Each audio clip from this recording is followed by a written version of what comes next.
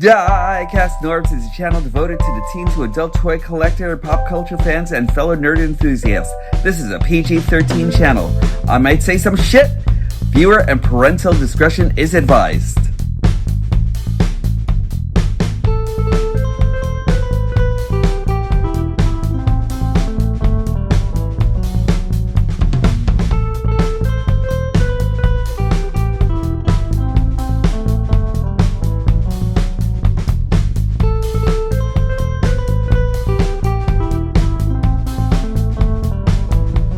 Hello to all you lords and ladies of Cybertron, to all the gods and goddesses out there in the known universe and beyond. It's time for another episode of Diecast Norbs Galactic Hooligan!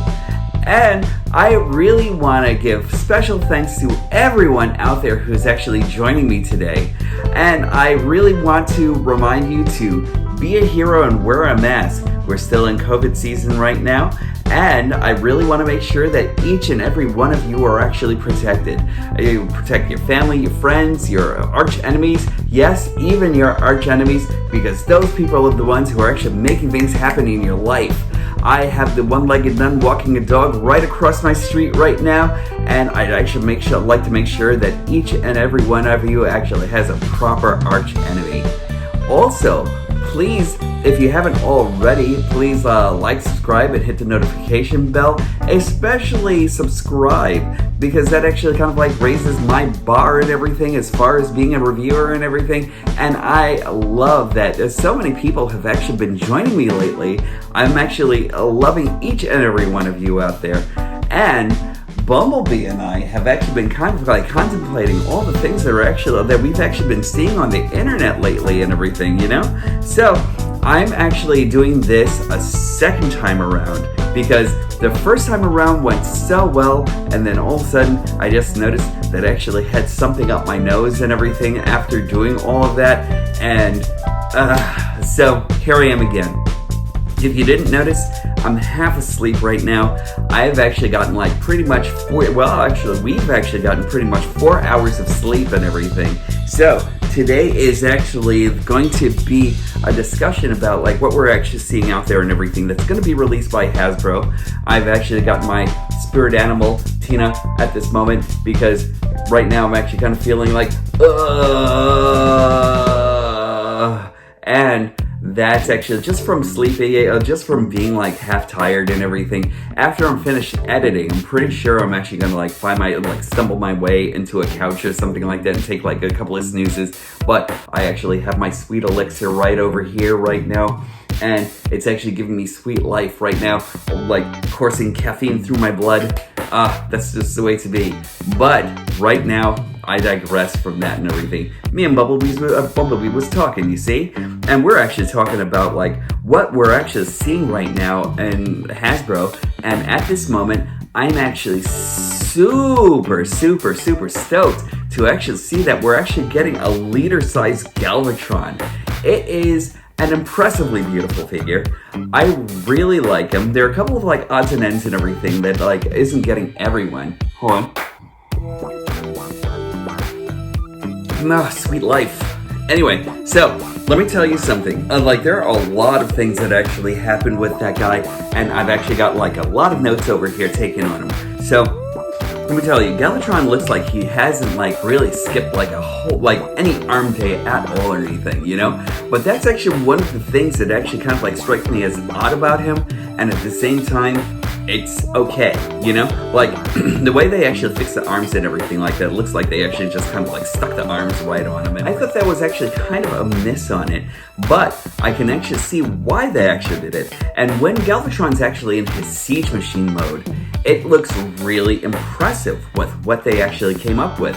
The forward struts and the treads actually kind of like form something that's actually like, that looks like it's actually supposed to be like a lot more durable in it. So when his forearms become that structure, it looks like he's actually got like a lot of, doesn't like move or jar or anything whenever he's actually firing his blast and everything. That's brilliant. I really love the fact that they actually did that. there are a couple of there are a lot of great and intelligent design choices that Hasbro actually did make. And from the first versions of seeing him and everything, when they actually took the pictures of him in his static pose and everything, it looked like they actually angled the camera so it looks like he's a lot stubbier. But now we've actually been seeing a lot more in the way of how Galvatron's actually going to look, and it's brilliant. I really like everything that's actually going on there. I love the fact that his, they actually gave him a lot of great things going on with his legs and everything. And I really can't wait to see it. The chest, however, a lot of people I'm actually hearing are complaining it might be a little bit too broad and everything. But I don't really have an issue about that. What I do have an issue with is the fact that they actually carried on siege battle damage on him.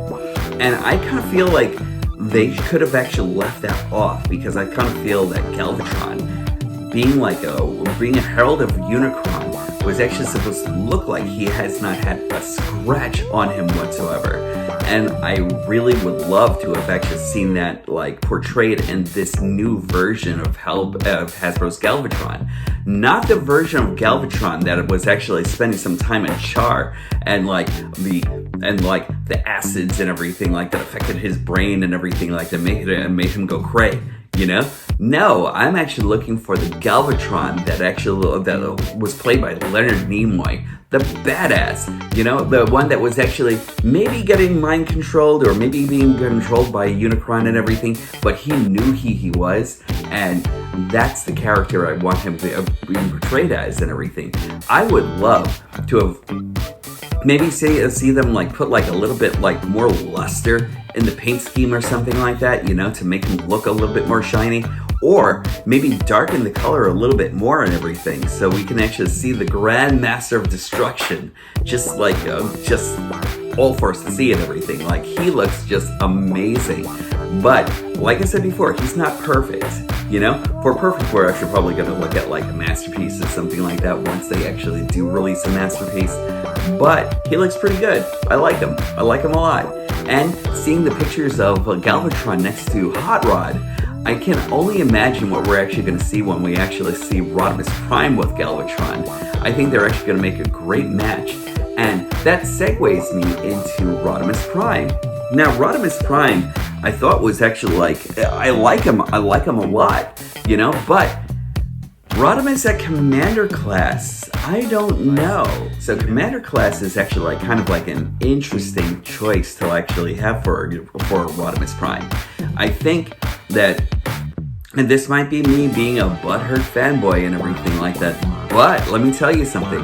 I kind of feel they kind of missed the mark with Optimus when they actually made Rodimus and everything. Because with Optimus, we actually had him at the leader class price, but his trailer actually felt like such an afterthought. It was just box, wheels, there you go. But Rodimus, however, actually has the whole Winnebago package and everything. He's actually got the blasters that actually comes out of the back and everything. Great, and I really love how solid the structure looks for him and everything. And a lot of people actually had a lot of complaints when it came down to Rodimus Prime. And the fact that it looks like the trailer is actually the trailer and the cab are actually a little bit too disjointed. But I like that look a lot, and I'll tell you why. And it's because once you actually take it off and everything, once you actually take Rodimus off from the trailer, he's actually still his own car. And I love the fact that he's actually it looks like he's actually more of a crossover. So I kind of feel like he actually puts a lot of sports car and SUV or truck and mashes it together and everything into what Rodimus actually is. I like that look a lot, and I think he's actually going to be amazing just for being just what he is, I see a lot of great potential for a great transformation and everything. I don't really feel like we're actually going to be harkening back over to the studio series Hot Rod in order to make that happen or anything. I think he's actually because I'm actually seeing is maybe more of a front hood chest kind of a front hood chest kind of like transformation, and I really like the way that I really think that this is what we're actually going to get. So we're actually going to get a Rodimus that's actually going to come with like a few surprises. And again, I really cannot wait to see exactly what we're actually going to be getting once we actually put Rodimus and Galvatron together. You know, they look like they're actually going to be equally matched. It looks like they're height-wise and everything, they're going to be great together. But at the same time, you know, being the Optimus Prime fan that I am, I just really wish that we actually had that trailer going for Optimus. You know, like more of a fully realized trailer with like everything going for it and everything complete with a roller. You know, that would have been amazing to me, and I would have actually bought that. I know most people would have actually bought like a fully realized Optimus Prime. You know, my thought on Rodimus is that when it comes down to the crossover, I kind of feel as though it kind of reminds me of like the old Beetle Dune and everything back in the day. I think like back in 2000, we actually had like a Beetle Dune that was actually kind of like more of a cross between the Beetle and like a truck and everything like that. So it was actually kind of like a 4x4 bug, and it was amazing. You know, as far as that was actually concerned, Volkswagen had actually promised me that one a long time ago, and it's actually still on the coast of Africa as a concept car. I'm so miserable about that, but I would have actually loved to see that for like a Bumblebee Prime, or like a Stinger Prime, if you will. You know, that would be amazing. All my powers are returning to me. Anyway, I digress. So, like, let me tell you, that's these two characters are great, and I can't wait to see more of them. But correct me if I'm wrong. I was actually like combing the web and everything like that. You know, I actually hopped on YouTube a couple of times, and I kept on hearing that we were actually probably going to be getting a what is it? Oh, a Masterpiece Jetfire. How could I forget about that? Jetfire is actually, bar none, one of my favorite Transformers ever created, and I would love to actually see like a Masterpiece Jetfire. We already saw Commander Class Jetfire, and he is just top notch. I probably think that he's probably like my favorite Siege, Earthrise, or Kingdom figure right now to date and everything. And I really love to see them build on the platform of Commander Class Jetfire. Now, I'm pretty sure that we'll actually see him more as like the Skyfire version of Jetfire. But like, I don't know. Like, what do you think? What do you think he's actually going to be? Do you think they're actually going to go back to the Valkyrie Jetfire? To like the one that actually, to the one that we were actually that we actually had in the very beginning in the 80s and everything, is Bandai's version of Jetfire. That character was great, and I would love to see like what they're actually going to be coming up with and everything, because I don't know if they're actually going to challenge. I think the top Jetfire or the top KO Jetfire right now is Fantoy's Phoenix, and having like a Masterpiece Jetfire in the fray and everything. I would love to see what Takara's actually thinking. With all that being said, I'm going to end it off here, but I can't wait to see what you guys actually say. Last week, I actually decided to do a couple of like interviews and everything with Just an Average Girl and CK Productions, or CJack Productions, I'm sorry. And I really can't wait to see what they've actually come up with as far as their edits are actually concerned. They were actually both fun interviews and everything, so I really can't wait to see exactly what they actually do with me and everything, you know? I appreciate them both for like actually having me on their show, especially CJack right now and everything, well, especially Naisha, but especially CJack, you know what I'm saying. Like, they both were great, and I really appreciate them both for like actually including me in their lives and everything, and their internet lives and everything, and I really hope you actually enjoy their shows. With all of that being said, I really hope to see you all again next time in my adventures as Diecast Norbs, and I really hope that each and every one of you comes back safely, and be kind to each other.